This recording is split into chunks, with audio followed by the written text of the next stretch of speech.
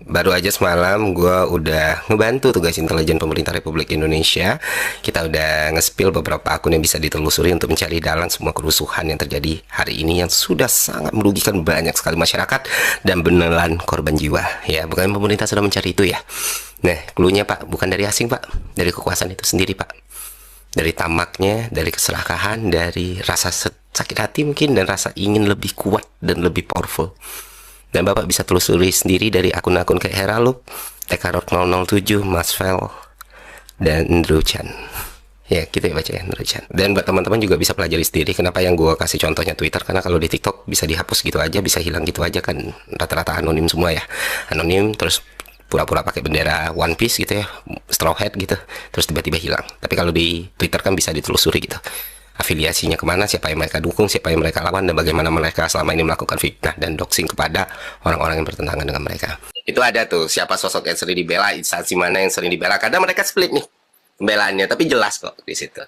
Dan itulah alasan kenapa akun-akun ini harus diperiksa dan ditelusuri, kalau memang pemerintah benar-benar pengen tahu siapa dalang semua kerusuhan ini. Selanjutnya, teman-teman, kita semua sama-sama melihat ya hal-hal paling buruk yang bisa kita lihat gitu, dan kita semua sama-sama bisa melihat semua pihak bermain gitu. Kita melihat entah itu polisi, entah itu TNI, entah itu presiden sekarang, entah presiden yang sebelumnya, entah itu pendukung rezim sekarang, pendukung rezim sebelumnya, atau pendukung orang yang gagal menjadi rezim, semuanya sudah bercampur jadi satu gitu. Tapi yang pasti, dan jadi salah satu tujuan gue juga kenapa gue ngebongkar ini di awal adalah bukan masyarakat, bukan mahasiswa, bukan buruh, bukan koalisi masyarakat sipil, atau bukan gerakan rimpang yang memulai semua kerusuhan ini. Jadi kalau ada pihak-pihak yang mencoba menunjuk tangan teman-teman ini semua, ya udah gugur sendiri, karena apa yang sudah berhasil kita tunjukkan kepada publik. Artinya apa? Artinya di hari Minggu ini ada satu goals yang ingin dituju oleh pihak tertentu. Dan mungkin teman-teman juga udah terinfo ya, karena udah banyak sekali buktinya yang tersebar di sosial media. Tujuan tersebut tak lain tak bukan adalah menciptakan negara dalam kondisi darurat militer. Kenapa ini harus dilakukan? Karena dengan ada darurat militer, banyak hal yang bisa mereka lakukan dan kekuasaan mereka akan semakin melebar.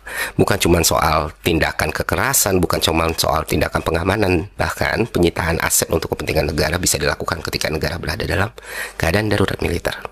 Nah, rencana darurat militer ini butuh satu elemen paling penting, yaitu aksi massa yang masif, supaya jadi legitimasi untuk ditetapkannya status darurat militer. It all make sense sekarang teman-teman. Yes, itulah kenapa sekarang kalau misalnya lu ngelihat teman-teman lu udah terkapar, kawan-kawan lu udah susah gitu ya, udah ada aksi represi, terus lu coba untuk menyuarakan ayo pulang atau menjaga teman atau kita mundur, akun lu seketika akan diserbu buzzer-buzzer. Yang pasti satu, mereka selalu private akun, kedua beberapa nol, kosongan, ketiga fotonya AI, keempat pakai foto orang lain, dan jumlahnya bisa puluhan ribu. Ini yang disebut sebagai cipta kondisi. Sudah paham sampai sini teman-teman? Nah, bagaimana cara melawan mereka? Apakah turun dengan jalan dengan membawa senjata yang kita punya? Tidak. Kita mungkin bisa menang, tapi peluangnya sangat kecil. Tapi ada cara lain yang mana kemenangan kita akan jauh lebih besar dan mereka akan sangat-sangat kewalahan, yaitu kesadaran teman-teman. Memahami strategi mereka, memahami taktik mereka, dan menggunakan teknologi kita sebaik mungkin. Karena senjata kita adalah otak, sesuatu yang mereka nggak punya gitu. Dan gue berterima kasih sekali ke seluruh teman-teman, seluruh gerakan kolektif yang tiada hentinya saling berinteraksi satu sama lainnya dari kemarin, seluruh teman-teman public figure influencer ya yang tidak capek menyuarakan untuk saling menjaga satu sama lainnya. Kuatkan mental dan hati kalian teman-teman dari serangan-serangan buzzer seperti itu. Cuekin aja, karena kita tahu ya kita melakukan ini untuk keselamatan banyak sekali nyawa manusia. Dan itulah kenapa hari ini yang seharusnya jadi jadwal mereka merayakan kemenangan mereka dengan status darurat militer, itu terasa sangat aneh sekali. Masa yang mereka tunggu tidak datang, sementara masa yang mereka siapin itu jumlahnya tidak sebesar itu untuk membuat fabricated kerusuhan gitu. Nggak mungkin kan kalau masanya sedikit mereka bakal halte fasilitas umum untuk membuat semua masyarakat makin marah dan situasi sama chaos. Jadi kayak dagelan sendiri ya kan. Ya, sekali lagi ini Pak, pemerintah yang masih waras, yang masih punya cita-cita dan tujuan yang sama, mempertahankan republik ini sebagai tempat yang aman, nyaman, dan sentosa gitu, dan damai, dan hangat ya. Keputusan dan tindakannya ada di tangan kalian gitu. Masih sibuk dengan gimmick atau produk PR yang lain tanpa melakukan tindakan tegas, tanpa melakukan tindakan konkret yang dibutuhkan masyarakat. Maka ya keadaan akan semakin buruk Bapak Ibu semua gitu.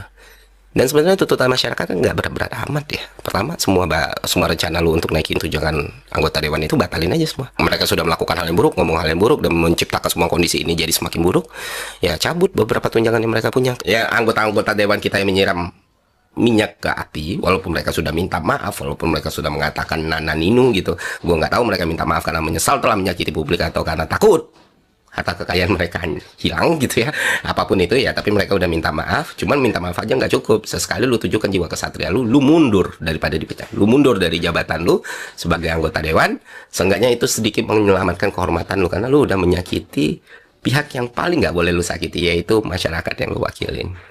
Masih ada sisa-sisa harga diri, kehormatan, dan keselamatan yang bisa lu simpan. Ketiga, instansi polisi juga harus berbenah gitu. Seperti yang kita ketahui, walaupun kita sering mendapatkan, seperti yang kita ketahui di lini masa banyak juga TNI yang ternyata tertangkap, yang ternyata juga memprovokasi dan lain sebagainya. Itu tidak menafikan atau menegasikan kesalahan fatal yang dilakukan institut kepolisian. Salah satunya yang paling menyayat hati adalah aksi kriminal yang dilakukan kepada Afan, driver online, yang membuat semua masyarakat Indonesia marah. Dan seharusnya jenderal-jenderal bertanggung jawab atas situasi ini. Ditunggu mundurnya, Pak. Dan untuk 7 orang tersangka gitu, tolong proses hukumnya setransparan mungkin dan seadil mungkin ya, karena banyak sekali yang mereka sakiti. Janganlah pakai 20 hari, 30 hari langsung penjarain, kalau perlu hukum seberat-beratnya.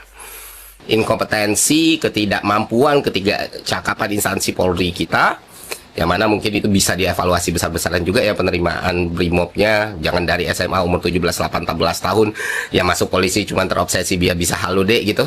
Nah ini hasilnya nih. Semua kerusuhan ini salah satunya hasilnya dari obsesi halode ini. Anak-anak yang masih membara, masih pada muda jadi anggota kepolisian, disuruh ngalau massa. Inilah yang terjadi, dan inilah yang membakar dan membuat semuanya semakin runyam. Antara kebencian dan kemarahan massa bercampur sama agenda, membuat masalahnya semakin kompleks. Tapi sekarang kita udah paham teman-teman. Oh ya, terakhir tambahan untuk wartawan yang sudah ditangkap, wartawan TV One, tolong dibebaskan kawan kami, teman kami, Leo Chandra ya. Dan kalau semua ini Bapak Ibu lakukan, maka ya besar kemungkinan situasi akan meredah dan kita akan kembali kepada aktivitas kita masing-masing, karena nggak ada yang mau terus-terus berada di situasi yang genting dan penuh ancaman.